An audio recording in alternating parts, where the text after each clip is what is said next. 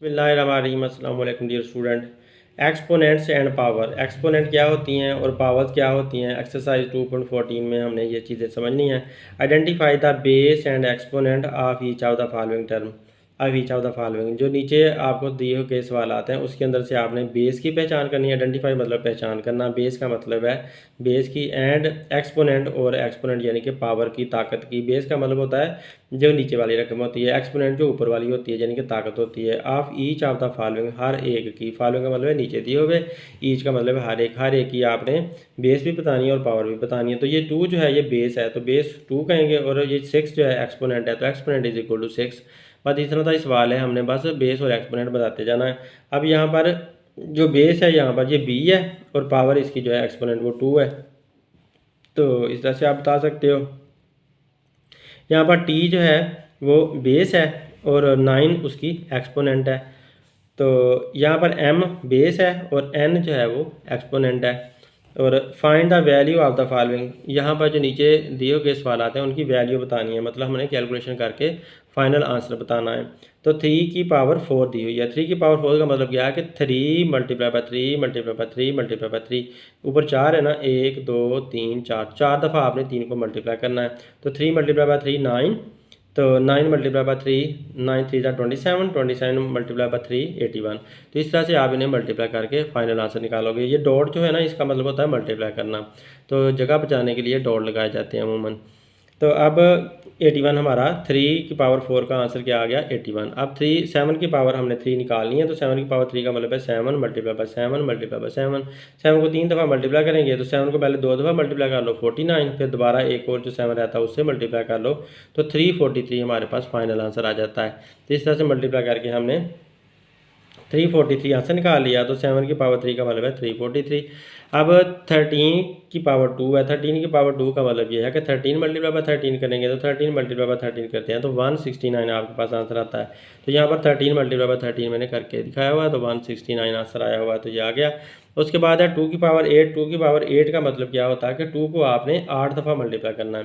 2 multiply by 2 multiply by 2 multiply by 2, 1 2 3 4, पहले 4 का set ये बना लिया, 1 2 3 4, 4 का सेट ये बना लिया। तो 2 2 4, 4 2 8, 8 2 16, 16 यहाँ से आया, इधर से भी 16 आएगा, ज़रा 4 के सेट से 16 आ जाएगा। तो 16 मल्टीप्लाई बाय 16 हम करेंगे, तो इधर साइड पे रख के आप 16 मल्टीप्लाई बाय 16 कर लो तो आपके पास 256 आंसर आ जाता है। तो लिहाजा इधर 2 की पावर 8 का आंसर क्या आया 256। तो 2 की पावर 8 की जगह पर हमने क्या लिख दिया 256, जो हमें फाइनल आंसर मिल चुका है। तो अब नेक्स्ट इसका क्वेश्चन देखते हैं। Express the following in exponential form, इसको आपने एक्सपोनेंशियल फार्म में बताना है, मतलब ये कि पावर की शक्ल में लिखना है। तो 5 कितनी बार है, 1 2 3 4, 4 बार है तो 5 की पावर 4 लिख देंगे। यहाँ पर देखें तो 3 कितनी बार है, 1 2 3 4 5 6, 6 बार 3 है तो 3 की पावर 6 लिख देंगे। यहाँ पर देखें बी कितनी बार है, 1 2 3 4, 4 बार है तो बी की पावर 4 लिख देंगे। तो यहाँ जितनी बार कोई होता है उतनी बार उसकी पावर लिख दी जाती है। तो यहाँ पर ये यू है, यू 2 बार है, वी भी 2 बार है तो यू की पावर भी 2 आ जाएगी और वी की पावर भी 2 आ जाएगी। तो ऐसे आप यू में स्क्वायर वी स्क्वायर लिख दोगे, मल्टीप्लाई का साइन पहले हटा दो, यू स्क्वायर और वी स्क्वायर आंसर लिख दें। तो नेक्स्ट देखते हैं। तो ये 7 7 2 बार है तो 7 की पावर 2 आ गई। 11 कितनी बार है, 1 2 3 4, 11 की पावर 4 आ जाएगी। तो इधर से देखते हैं हम, तो ए कितनी बार है, 1 2 3, ए की पावर 3 आ जाएगा। सी कितनी बार है, 1 2 3 4, 4 बार सी है तो सी की पावर 4 आ जाएगी। और डी एक बार ही है तो डी अकेला ही रहेगा। तो लिहाजा इनको मल्टीप्लाई का साइन हटा दें, ए की पावर 3 सी की पावर 4 और डी अकेला।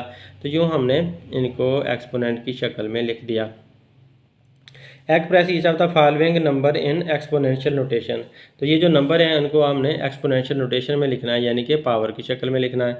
तो 3 4 3 है तो 3 4 3 के आपने प्राइम फैक्टर निकालने हैं, तब आपको पता चलेगा कि ये कौन से पार्ट है जिनसे ये 3 4 3 बना हुआ है। तो 3 4 3 को 7 पे डिवाइड करें, 7 पे ही सिर्फ डिवाइड हो सकता है, 49 आया, 49 को 7 पे डिवाइड करें तो आंसर 7 आता है। तो 1 2 3, 7 इसमें 3 बार आ रहा है।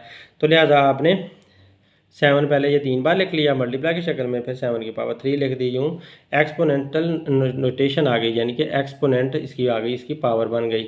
तो अब देखें 512 है, 512 के भी हमें पार्ट बनाने पड़ने हैं, तो उसके लिए प्राइम फैक्टराइजेशन है जो उसके हिस्से बताती है, उसके पार्ट उसके बताती है, उसके पीसेस बताती है। तो 512 को आप पहले 2 पे डिवाइड कर सकते हो, 2 पे डिवाइड करोगे 256 आएगा, 256 को 2 पे डिवाइड किया 128 आया, 128 को भी 2 पे डिवाइड किया तो 64 आया, 64 को फिर से 2 पे डिवाइड किया तो 32 आया, 32 को भी 2 से डिवाइड किया तो आंसर 16 आया, 16 को 2 पे डिवाइड किया 8 आया, 8 को 2 पे डिवाइड किया 4 आया, 4 को 2 पे डिवाइड किया तो 2 आया। तो अब गिन लें 1 2 3 4 5 6 7 8 9, तो 2 कितनी बार है, 9 बार है, तो 2 की पावर 9 आप लिख देंगे, जो हमारा आंसर आ गया। अब ये देखें 729 है, 729 के हमने बनाने हैं, तो 729 को 3 पे डिवाइड कर सकते हैं, 3 पे डिवाइड करेंगे तो 243 आएगा, फिर 243 को 3 पे डिवाइड किया तो 81 आया, 81 को 3 पे डिवाइड किया 27 आया, 27 को 3 पे डिवाइड किया 9 आया, 9 को 3 पे डिवाइड किया तो 3 आया।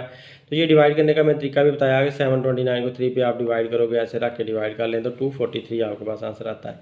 तो ऐसे हम फर्दर डिवाइड करते चले जाते हैं, सब सारे 3 पे डिवाइड होते चले जाते हैं, 1 2 3 4 5 6, तो 3 की पावर कितनी बनती है 6, तो लिहाजा 3 की पावर 6 लगा देंगे। पहले आप इनको 6 दफ़ा 3 को लिख लो, बाद में 3 की पावर 6 कर दो, यूँ हमारा क्वेश्चन सॉल्व हो गया। तो नेक्स्ट देखते हैं, ये है 3125, तो 3125 5 पे डिवाइड होते हैं, 5 एंड पे है वो शो करता है कि 5 पे डिवाइड हो जाएंगे।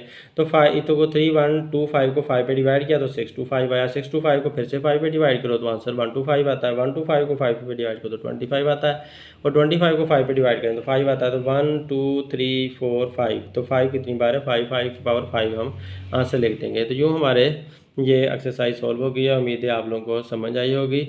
Thanks for watching my video, अल्लाह हाफिज़।